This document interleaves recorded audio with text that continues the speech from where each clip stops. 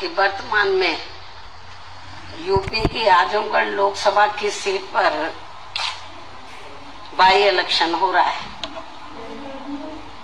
इस by election में उपचुनाव में बीएसपी ने भी श्री शाह आलम उर्फ गुड्डू जमाली को चुनाव के मैदान में उतारा है। जो हमारे ये उम्मीदवार यहाँ के स्थानीय निवासी हैं तथा ये बीएसपी से कई बार विधायक भी रहे हैं। इन्होंने कोरोना काल में वह बाढ़ आदि के समय में भी पीड़ित लोगों की काफी मदद की है। वैसे भी ये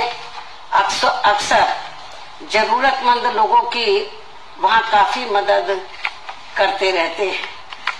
और मदद भी केवल इन्होंने यहाँ अकेले अपने खुद के समाज के लोगों की ही नहीं की है, बल्कि दलगत राजनीति से ऊपर उठकर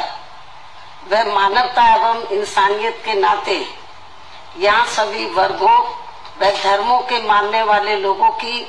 अपने सामर्थ्य के हिसाब से हर स्तर पर पूरी मदद की है। जबकि दूसरी पार्टियों के उम्मीदवार ऐसे समय में हमें कहीं भी यहाँ नजर नहीं आते हैं। इसके साथ ही बीएसपी का अकेला एक ऐसा हमारा ये उम्मीदवार है जो अधिकांश आपके बीच में ही रहता है, यानी कि आजमगढ़ जनता के बीच में ही रहता है और ना ही व्यक्तित्व भी बहुत अच्छा है और ना ही किसी के लिए दूसरी पार्टियों की तरह ना ही किसी के लिए अभद्र भाषा का भी इस्तेमाल करता है। ऐसे व्यक्तित्व को हमने यहाँ की आम जनता की चाहत व उनके हितों को भी ध्यान में रखकर अपना प्रत्याशी बनाया है। वैसे यूपी विधानसभा आम चुनाव के बाद ये पहला मौका है जब बीएसपी यहाँ ये उपचुनाव लड़ रही है। आजमगढ़ लोकसभा की सीट पर यहाँ ये उपचुनाव लड़ रही है। हालांकि ये उपचुनाव है, किंतु लोगों के लिए यह इस मायने में खास व अति महत्वपूर्ण है कि वे एक तीर से दो निशान करके पहले भाजपा को हराकर उनकी अग्निपथ आदि जैसी जन विरोधी नीतियों व बुलडोजर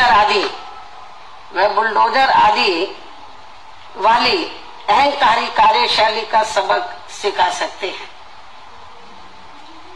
मैं इस बात को फिर रिपीट करती हूँ, हालांकि ये उपचुनाव है,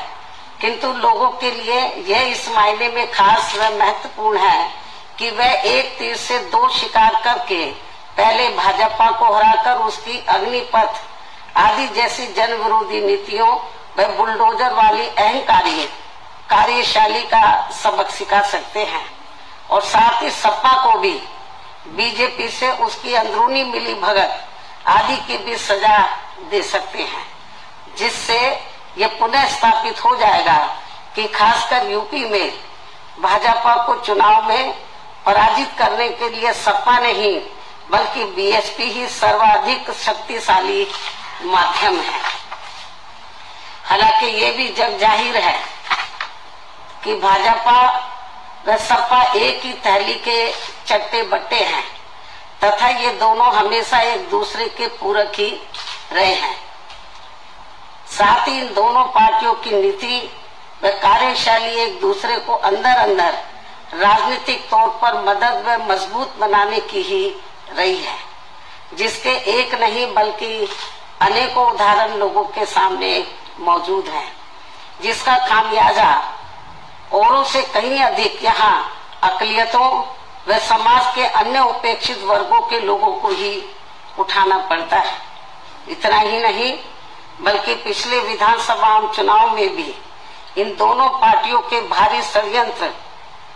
एवं आपसी मिली भगत के तहत ही यानी कि इससे पहले जो असेंबली का चुनाव हुआ, ये बाई इलेक्शन से पहले, तो इन दोनों पार्टियों के भारी षड्यंत्र एवं आपसी मिली भगत के तहत ही बीएसपी को बीजेपी की बी टीम बताने व चुनाव को घोर हिंदू मुस्लिम सांप्रदायिक रंग देने का ही नतीजा था कि बीजेपी यहां दोबारा से सत्ता में वापस आ गई। इतना ही नहीं बल्कि पिछले विधानसभा चुनाव में भी इन दोनों पार्टियों के भारी षड्यंत्र एवं आपसी मिली भगत के तहत ही बीएसपी को बीजेपी की बी टीम बताने व चुनाव को घोर हिंदू मुस्लिम सांप्रदायिक रंग देने का ही नतीजा था कि बीजेपी यहां दोबारा से सत्ता में वापस आ गई और अब लोग अपने आप को यहां काफी ठगा हुआ सा महसूस करने लगे हैं। वास्तव में